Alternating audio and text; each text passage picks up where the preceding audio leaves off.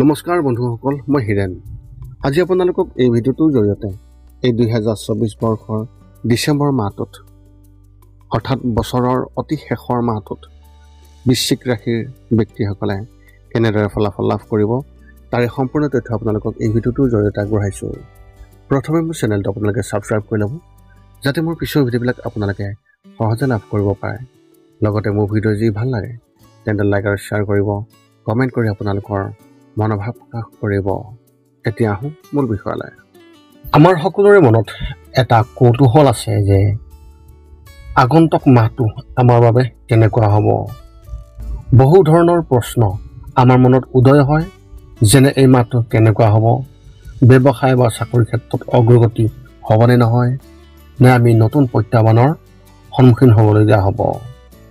সেয়েহে আপোনাৰ ৰাশি আৰু ৰাশিৰ ওপৰত বিভিন্ন গ্ৰহ নক্ষত্ৰৰ প্ৰভাৱ আৰু গতিবিধিৰ ওপৰত বিবেচনা কৰি এই ডিচেম্বৰ মাহটোত মাহেকীয়া ৰাশিফলৰ সঠিক মূল্যায়ন কৰা হৈছে আপোনালোকক এই ভিডিঅ'টোৰ জৰিয়তে, যাতে আপুনি সেই অনুসৰি প্ৰস্তুতি চলাব পাৰে।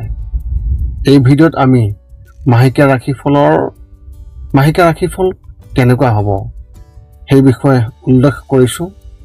ইয়াত আপোনাৰ পৰিয়াল, আৰ্থিক, কেৰিয়াৰ, শিক্ষা, প্ৰেম, স্বাস্থ্যৰ এনেধৰণৰ বিভিন্ন দিশৰ ওপৰত ভিত্তি কৰি এই ডিচেম্বৰ মাহটোত আপোনাৰ ভৱিষ্যতবাণী কেনে হ'ব তাৰেই বিৱৰণ আপোনাক উল্লেখ কৰা হৈছে। ইয়াৰ দ্বাৰা আপুনি জানিব পাৰিব যে ডিচেম্বৰ মাহত আপুনি আপোনাৰ ৰাশিফলৰ অনুসৰি কি প্ৰস্তুতি চলাব লাগিব। ইয়াত উল্লেখ কৰা ৰাশিফলৰ যি বৰ্ণন, সেই বৰ্ণন আপুনি খুব ভালভাৱে মন দি শুনক আৰু সেই অনুসৰি আপুনি প্ৰস্তুতি চলাওক।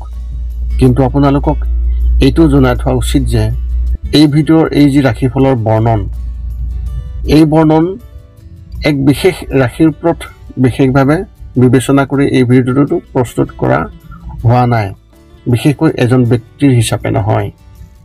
ইয়াত ৰাশিৰ ওপৰত যি ফলাফল প্ৰভাৱ পৰিব তাৰে বৰ্ণন উল্লেখ কৰা হৈছে। গতিকে এনেদৰে আপুনি আপোনাৰ জীৱনত ঘটিব পৰা সকলো কথাৰ তথ্য জানিব পাৰিব এই ভিডিঅ'টোৰ জৰিয়তে। গতিকে কোনো পলম নকৰাকৈ এতিয়া আমি এই 2024 বৰ্ষৰ ডিচেম্বৰ মাহটোত মাহেকীয়া ৰাশিফলৰ বৰ্ণন আপোনালোকৰ আগত আগবঢ়াবলৈ আগবাঢ়িছোঁ। সৰ্বপ্ৰথম পাৰিবাৰিক জীৱনৰ ক্ষেত্ৰত এনেধৰণৰ। এই মাহটো আধ্যাত্মিক দৃষ্টিকোণত আপোনাৰ বাবে খুবেই ভাল হ'ব। আপোনাৰ ঘৰখনত পূজা পাতলৰ এক লক্ষণ দেখিবলৈ পোৱা গৈছে, যাৰ বাবে পাৰিবাৰিক পৰিৱেশ ধৰ্মীয় হৈ থাকিব। ঘৰখনত এজন সদস্যৰ উন্নতিৰ সম্ভাৱনা আছে। সকলোৱে আপোনাৰ প্ৰতি সন্মান বৃদ্ধি কৰিব আৰু আপোনাৰ কোমল স্বভাৱৰ বাবে সকলোৱে আপোনাৰ দ্বাৰা বিশেষভাৱে প্ৰভাৱিত হ'ব।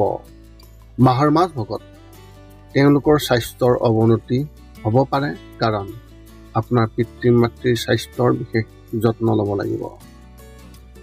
যদি কোনো দূৰৈৰ আত্মীয়ৰ লগত কোনো বিবাদ হৈছিল, তেন্তে মাহৰ শেষত আপোনাৰ পক্ষত সিদ্ধান্ত লোৱাৰ সম্পূৰ্ণ সম্ভাৱনা আছে। চুবুৰীয়াৰ লগত কিবা এটাৰ ওপৰত চুক্তি হ'ব পাৰে আৰু আপোনালোকৰ মাজত পাৰস্পৰিক ভাতৃত্ববোধ বৃদ্ধি পাব। ব্যৱসায় আৰু চাকৰিৰ ক্ষেত্ৰত এনেধৰণৰ। অৰ্থনৈতিকভাৱে এই মাহটো আপোনাৰ বাবে খুবেই ভাল হ'ব আৰু কোনো ধৰণৰ সমস্যা নহ'ব। ব্যৱসায়ত আপুনি নতুন উচ্চতাত উপনীত হ'ব আৰু আকাংক্ষিত ফলাফল পাব।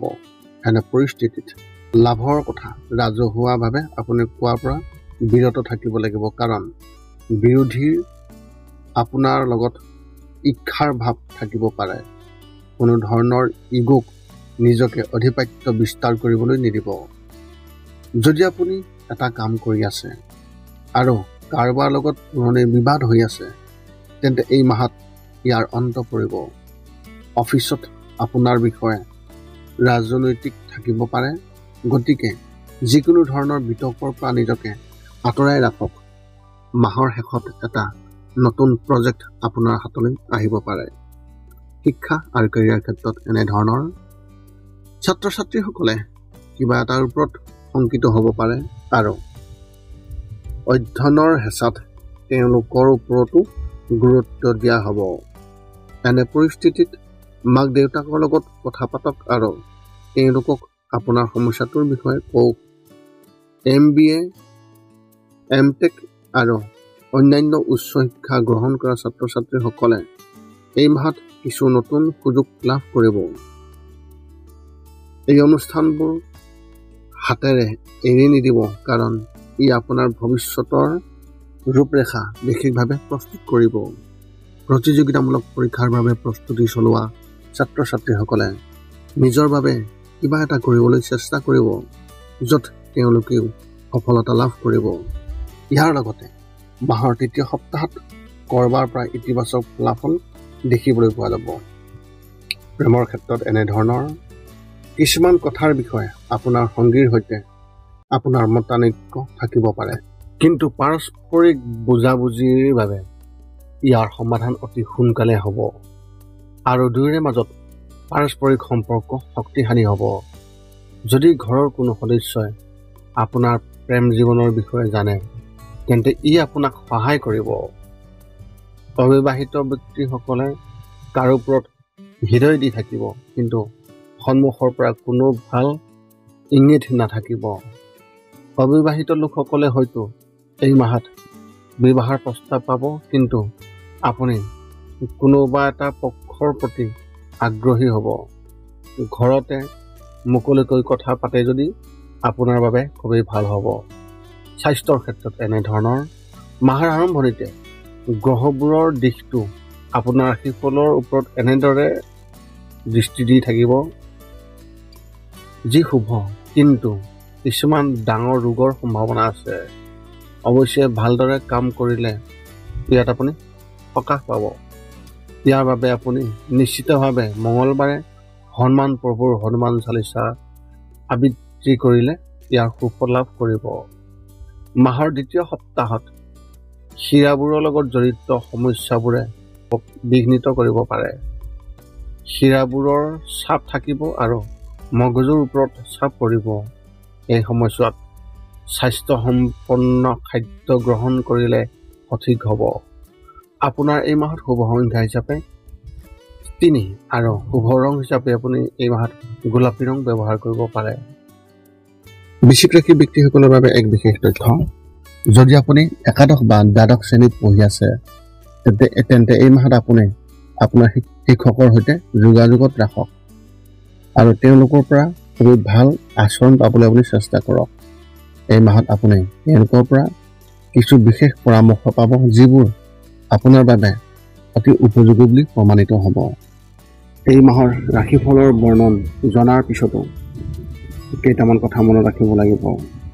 যিকেইটা কাম কৰিলে আপুনি শাৰীৰিক আৰু মানসিকভাৱে আপুনি অতি সুস্থ হৈ থাকিব আৰু লগতে আহিব লগা সংকট খুব সহজে দূৰ কৰাত সহায়ক হ'ব। এই 5টা নিয়ম এনেধৰণৰ: 1 নম্বৰ, শৰীৰটো সুস্থ কৰি ৰাখিবলৈ দৈনিক যোগাসন কৰক, য'ত মূলতঃ 10 মিনিট ওমকাৰ মন্ত্ৰ, 10 মিনিট কপালভাতি আৰু 10 মিনিট অনুলোম বিলোম এই যোগাসন জপ কৰিব লাগিব।